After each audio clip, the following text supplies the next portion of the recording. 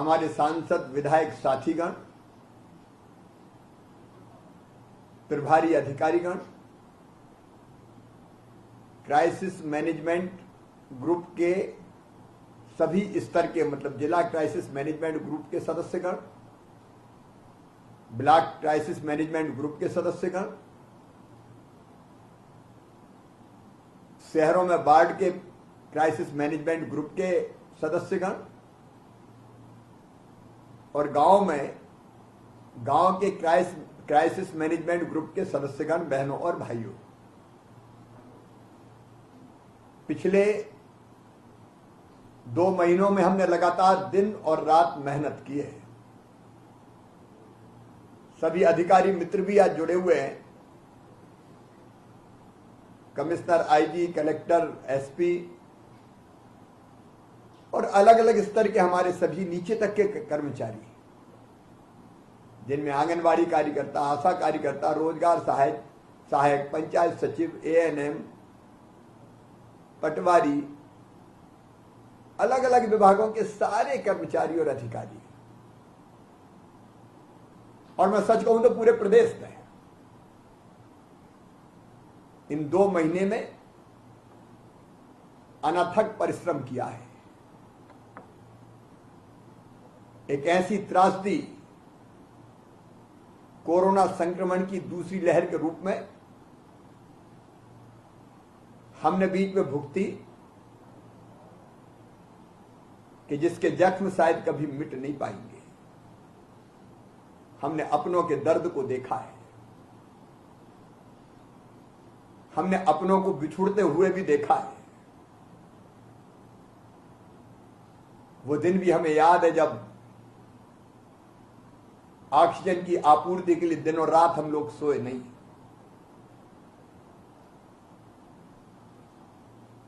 एक नहीं, अनेकों कष्ट और कठिनाइयों से हम गुजरे,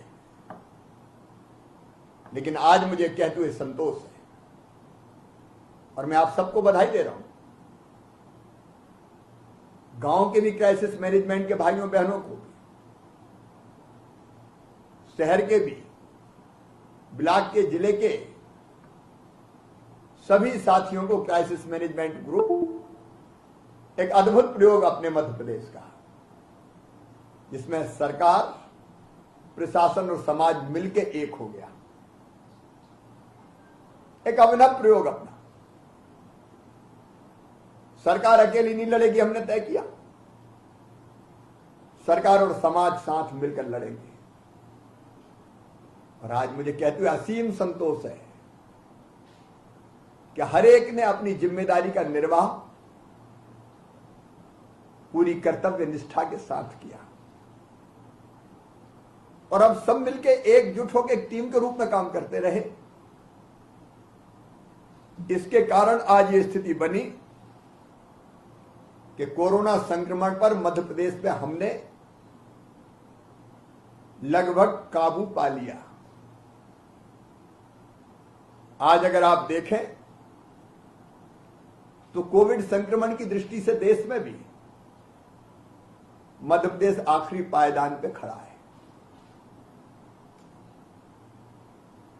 कल जो टेस्ट हुए थे,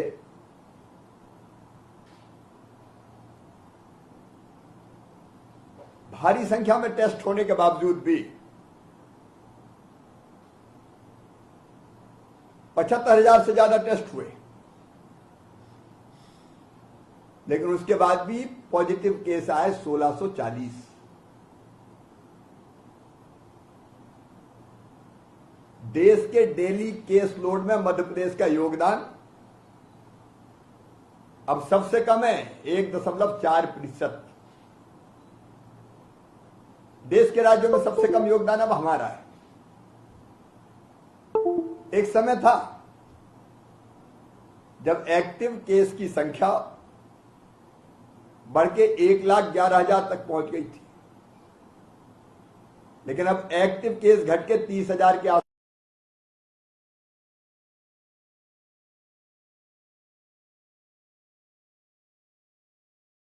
ले जाए। इस पर भी आप सबको ध्यान देना पड़ेगा।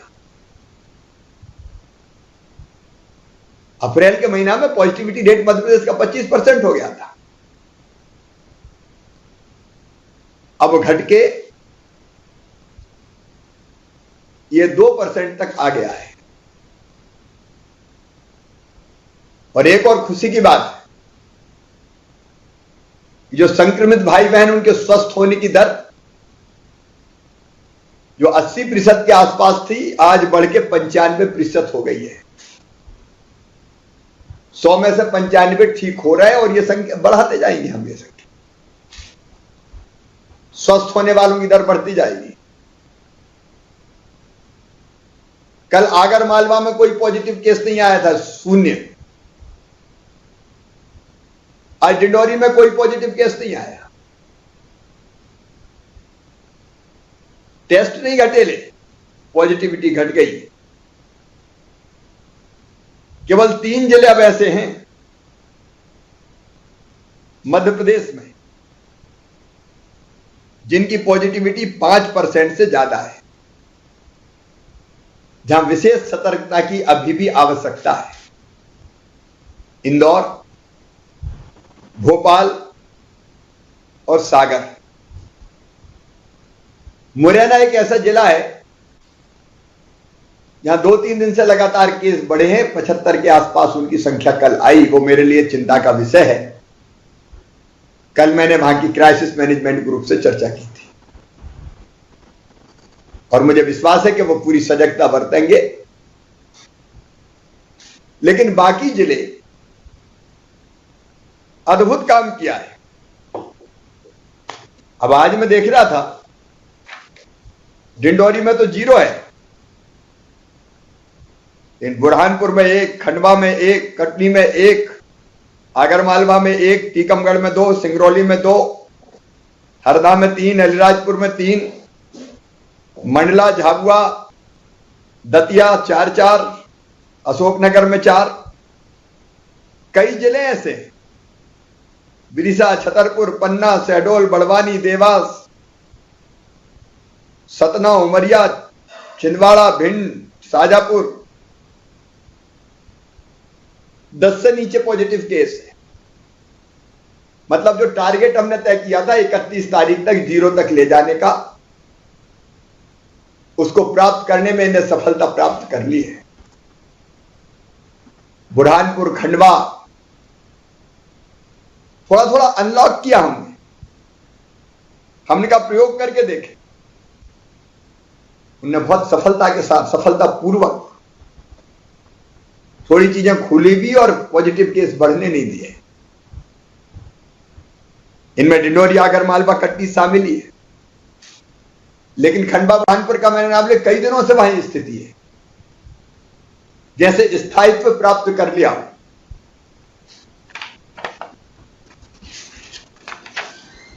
लेकिन आज हमारे प्रदेश के 18 जिलों में पॉजिटिविटी 1% से कम हो गई।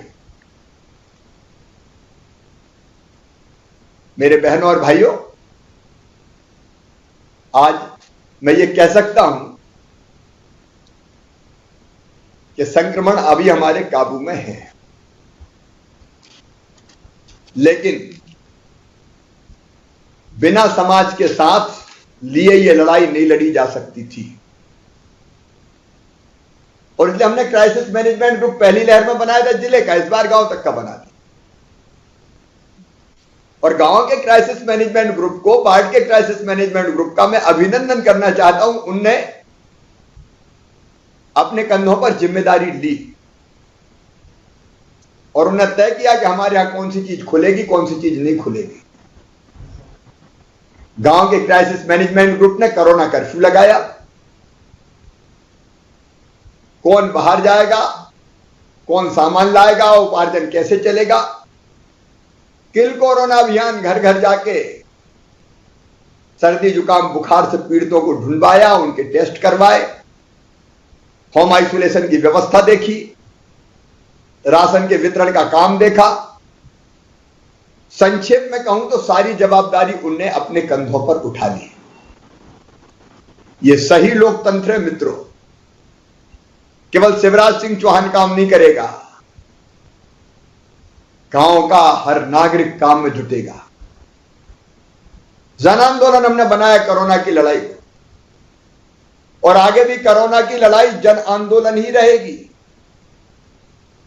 ये केवल सरकार की, केवल मंत्रियों की, केवल विधायक सांसद की, केवल कलेक्टर एसपी की लड़ाई नहीं है। और अब तो मैं उत्साहित हूं, कई तरह की और जवाबदारियां क्राइसिस मैनेजमेंट ग्रुप को सौंपेंगे। ये क्राइसिस मैनेजमेंट ग्रुप सरकार की योजनाओं के क्रियान्वयन में भी महत्वपूर्ण भूमिका का निर्वाह करेंगे। मैं एक बार सबको बधाई देता हूं। कल एनडीए की सरकार के 7 साल पूरे हो रहे हैं। माननीय प्रधानमंत्री जी के 7 साल पूरे हो रहे हैं। कल उस अवसर पर आप सबको ध्यान होगा, हमने बच्चों के कल्याण के लिए, वो बच्चे जिनके माता पिता नहीं रहे, या तो एक पहले से नहीं था, एक की बाद में मृत्यु हो गई, जो अनाथ हो गए। और मैं अनाथ इसलिए नहीं कहूंगा कि अपने रहते कोई बच्चा अनाथ कैसे हो सकता है। हम लोग काय के लिए, हमारे रहते कोई बच्चा अनाथ नहीं रह सकता, इसलिए उनके लिए योजना बनाई। और मैं प्रधानमंत्री जी को धन्यवाद दूंगा, उन्होंने भी पीएम केयर फंड से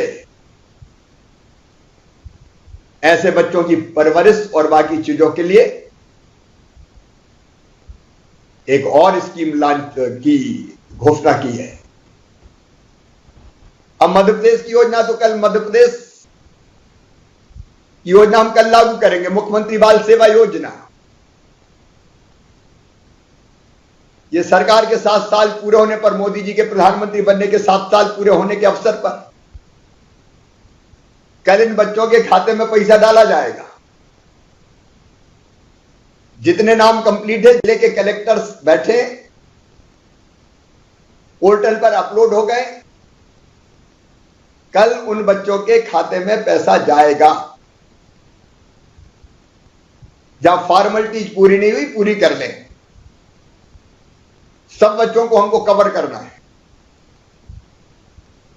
औपचारिकता पूरी कर लें। निःशुल्क राशन देने की व्यवस्था, ऐसे बच्चों को शिक्षा देने के लिए भी हमारा संकल्प है। और इसलिए उनकी शिक्षा निःशुल्क होगी। 24 साल की उम्र तक वह हमारे बच्चे उपयुक्त विद्यालयों में या ठीक शिक्षा मिले। और कलेक्टर यह भी ध्यान रखेंगे कि जो छोटे बच्चे, अभी उनकी बात नहीं करता, लेकिन कई ऐसे बच्चे जिनकी उम्र बड़ी है, वो भले कॉलेज में पढ़ने वाले, कॉलेज के बच्चे भी हो सकते हैं, वो स्कूल के हो सकते हैं, बिल्कुल छोटे बच्चों को तो अभिभावक की जरूरत पड़ेगी। उन बच्चों को अगर हॉस्टल में एडमिशन दिलाना होगा तो हम विशेष रूप से उनको हॉस्टल में प्रवेश दिलवाएंगे। वो छात्रावासों में रह के पढ़ेंगे।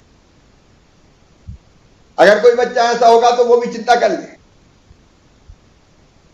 कि जिसको संभालने वाला कोई उपयुक्त व्यक्ति नहीं बचा, तो ऐसे बच्चों को हम बाल गृह या बाकी रहने की व्यवस्था का उपयुक्त प्रबंध करेंगे। अगर उनका है कोई चाचा, मामा, बुआ, फूफा, कोई भी जो ढंग से संभाल सके छोटे बच्चे, उनके पास रहेंगे। हम आश्वस्त हो जाएं कि वो बच्चे की देखभाल करेंगे। स्नेह और प्यार करने वाले लोग चाहिए, नहीं तो हर महीना पैसा और राशन के चक्कर में कोई ऐसे के हाथ नहीं चले जाए कि जो उनकी ठीक ठाक देखभाल ना करे। नहीं तो हम फिर अपनी व्यवस्था में बच्चों को रखेंगे, उनका इंतजाम करेंगे। अगर कोई बिटिया ऐसी होगी कि जिसकी शादी नहीं हो पाई, मैं एक परिवार को जानता हूं, बेटी की सगाई हो गई और पिता चल बसे। ऐसी परिस्थितियों में बेटी की शादी हम करेंगे पूरे स्नेह के और सम्मान के साथ करेंगे। तो ये बात केवल छोटे बच्चों की नहीं, आप समझ लेना, ये बात बड़े बच्चों की भी है, जिनकी पढ़ाई पूरी नहीं हुई, छोटे की, बेटा बेटी। मेरा भाव आप समझ गए होंगे। जिन बच्चों को लैपटॉप की जरूरत है उनको लैपटॉप भी दिया जाएगा, वो योजना में मैं जोड़ दूंगा। शादी, लैपटॉप, अवयस्क बच्चों की देखभाल सब सम्मिलित रहेगा। उन बच्चों की पूरी जवाबदारी हमारी है, समाज की है। तो उस जिम्मेदारी को मैं मानता हूं कि कल सब बच्चों का जो प्रक्रिया वो पूरी नहीं हो पाएगी, लेकिन कल मैं चाहता हूं कि कुछ बच्चों को इस योजना का लाभ दे दूं। कल का दिन शुभ दिन है, कल ही मैं डालना चाहता हूं। कलेक्टर्स उसकी तैयारी कर लेंगे। मित्रों, आप सबसे मेरा निवेदन है, अब इस संक्रमण को नियंत्रित किया है, संकट समाप्त नहीं हुआ है, और इसलिए हमको अत्यंत सावधान रहना होगा। घटते घटते ये कोरोना बढ़ जाता है, बड़ी बहरूपिया बीमारी है ये।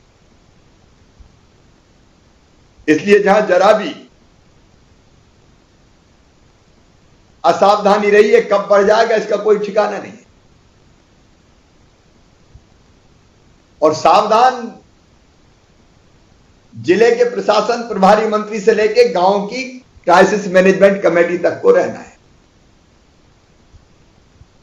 पहले भी आपने फैसला किया कोरोना कर्फ्यू लगाने का, आपने संकल्प किया मेरा गांव कोरोना मुक्त गांव, मेरा वार्ड कोरोना मुक्त गांव वार्ड। आगे भी आप ही फैसला करेंगे। अब हमको धीरे धीरे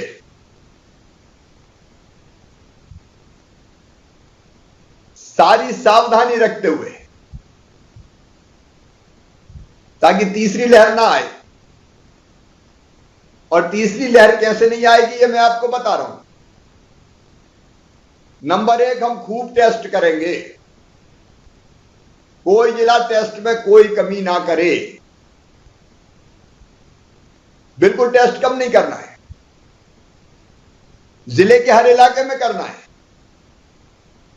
ताकि संक्रमित कहीं हो तो तुरंत पकड़ ले। हम खूब टेस्ट करेंगे, कोई पॉजिटिव आया तो केवल होम आइसोलेशन या कोविड केयर सेंटर में ले जाएंगे उसको, घर में जगह नहीं तो घर में मत रखना भैया, नहीं तो सबको संक्रमित कर देगा।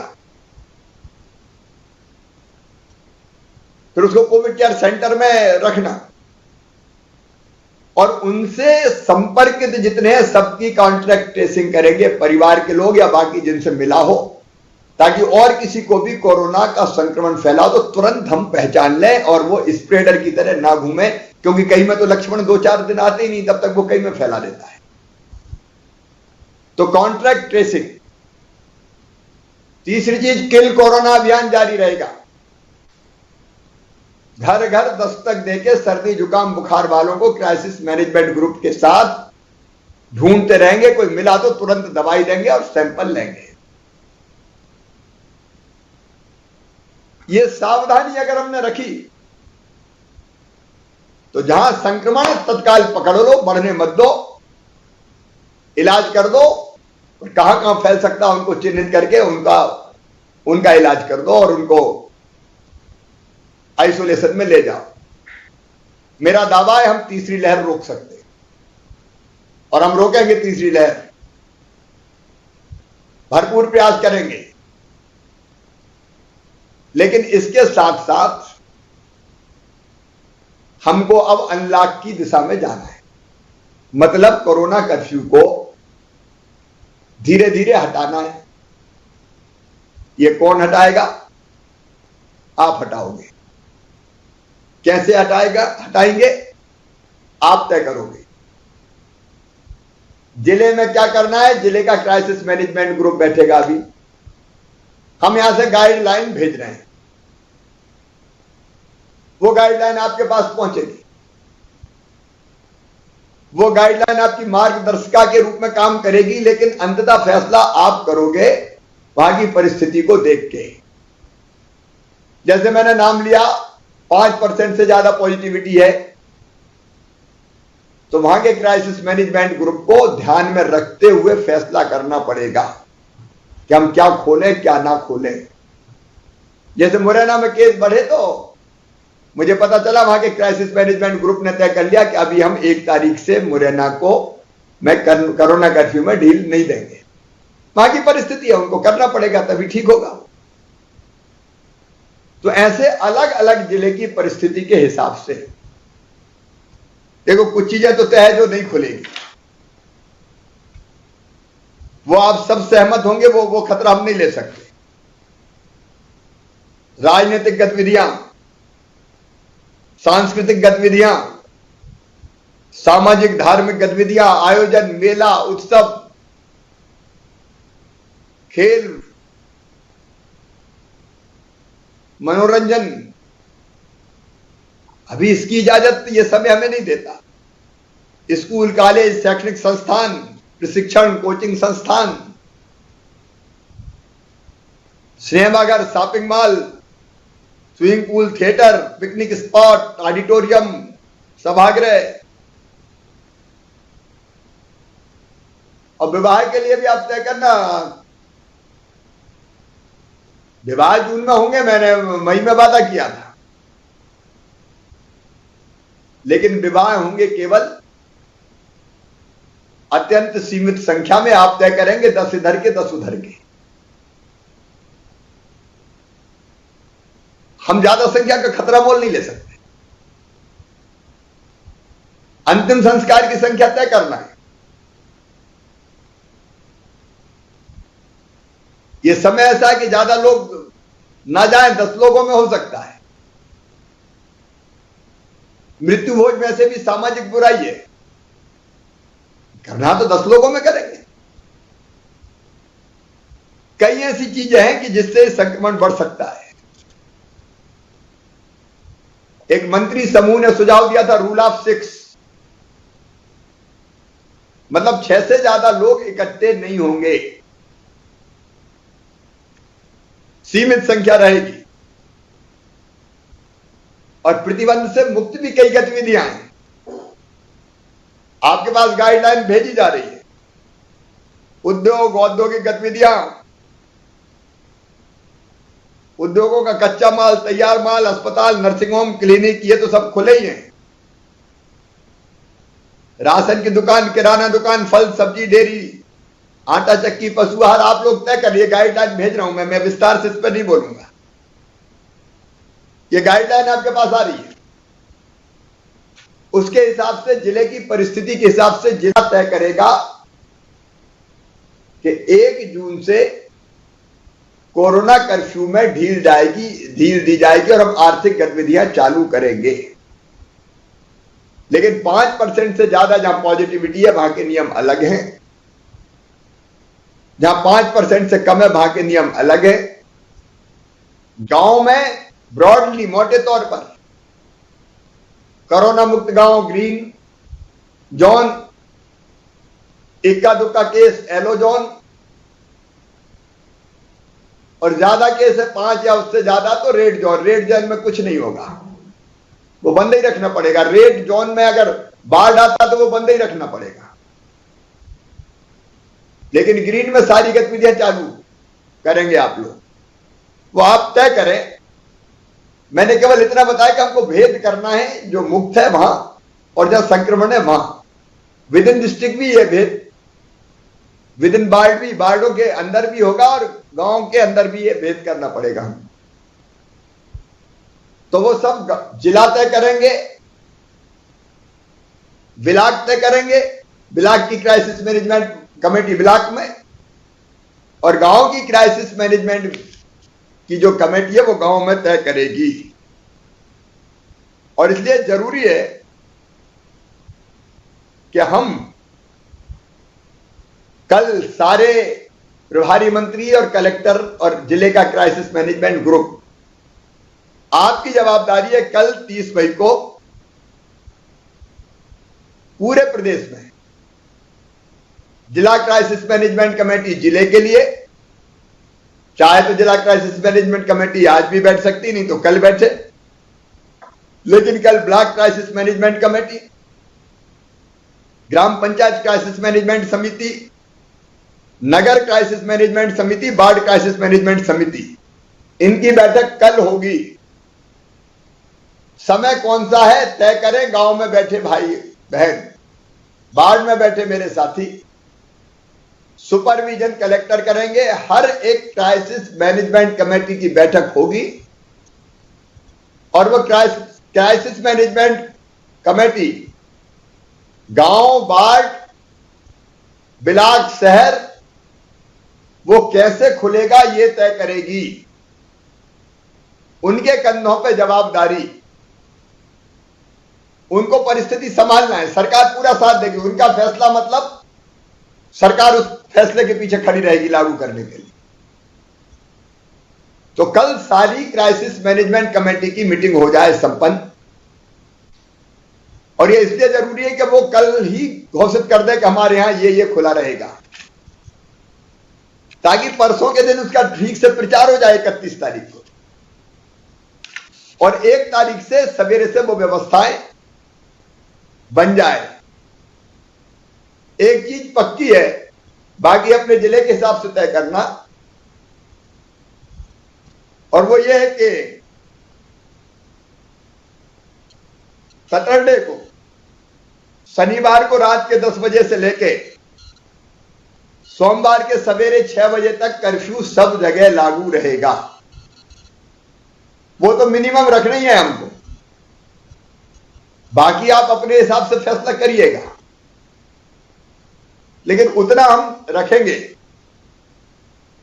तो ये सब बैठ के हो जाए और क्राइसिस मैनेजमेंट कमेटी फैसला कर ले और जनता को अवगत कराए, और इसके साथ साथ कोविड एप्रोप्रिएट बिहेवियर,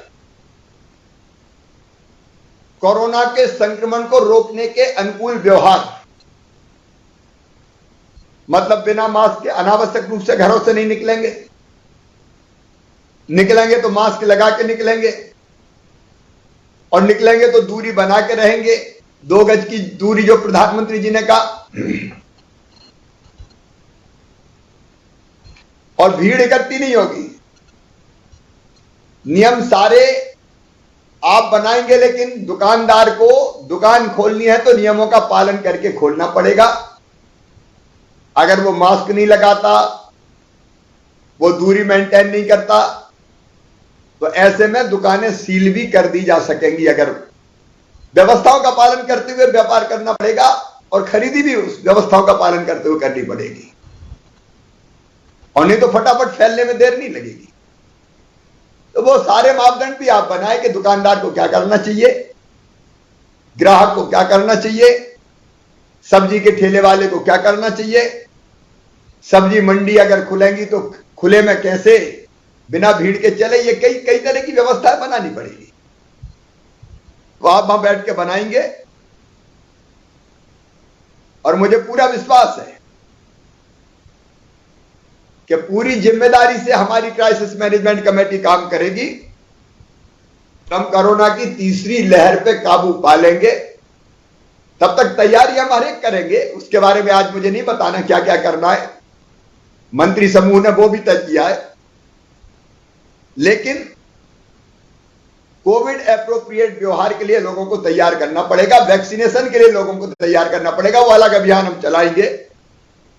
टीका के बारे में अगर कोई भ्रम है तो उनको हमें दूर करना पड़ेगा। तो मैं यही निवेदन करना चाहता हूं कि क्राइसिस मैनेजमेंट ग्रुप की बैठक कल करके आप अपने गांव को, शहर को, वार्ड को, जिले को सुरक्षित रखने के लिए क्या क्या करना है वो विचार करके आप फैसला करें। मैंने जैसे कहा कि एक मोटी गाइडलाइन आपको भेजी जाएगी, अंतिम फैसला आपको करना है। और मुझे पूरा विश्वास है आप सबके सहयोग से मध्य प्रदेश के ये मॉडल ऐसा होगा जो महामारी के संक्रमण में संक्रमण को रोकने में, जन भागीदारी से रोकने में एक नई दिशा दे देगा। अब इसकी चर्चा भी होने लगी। आप सबके सहयोग से हमने संक्रमण रोका है, हम आगे बढ़ने नहीं देंगे।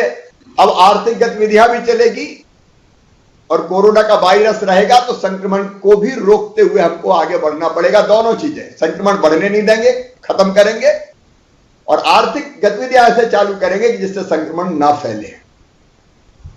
और मुझे पूरा विश्वास है आप सब ने जिस शिद्दत से काम किया है, मैं आज दिल से कह रहा हूं, अंतरात्मा से कह रहा हूं, ये अद्भुत प्रयोग मध्य प्रदेश में हुआ कि एक टेबल पे बैठ के हमारे प्रभारी मंत्री, हमारे विधायक, हमारे सांसद जी, हमारे क्राइसिस मैनेजमेंट ग्रुप के सदस्य, राजनीतिक दलों के कार्यकर्ता, अब जिस शिद्दत से बीजेपी के लोगों ने काम किया है, सेवा का अद्भुत है। कई समाजसेवी संगठनों ने किया है, अनेकों कांग्रेस के मित्र भी आगे आए, मैं किसी का नाम नहीं लूंगा। इन अद्भुत ढंग से हमने काम किया और मुझे पूरा विश्वास है कि हम सब मिलके ही आर्थिक गतिविधियां भी चालू करेंगे और कोरोना के संक्रमण को रोक के एक नया इतिहास रचेंगे, जन भागीदारी से मुकाबला महामारी का। और भविष्य में जिसके उदाहरण शायद दिए जाएं आप सबके कारण। एक बार फिर मैं आप सबको हृदय से धन्यवाद देता हूं, लेकिन फिर कहता हूं सावधान रहना है, अपने जिले को बचाना है हमें, और वो जिम्मेदारी आपकी है। मैं आपके साथ खड़ा हूं। बहुत बहुत धन्यवाद।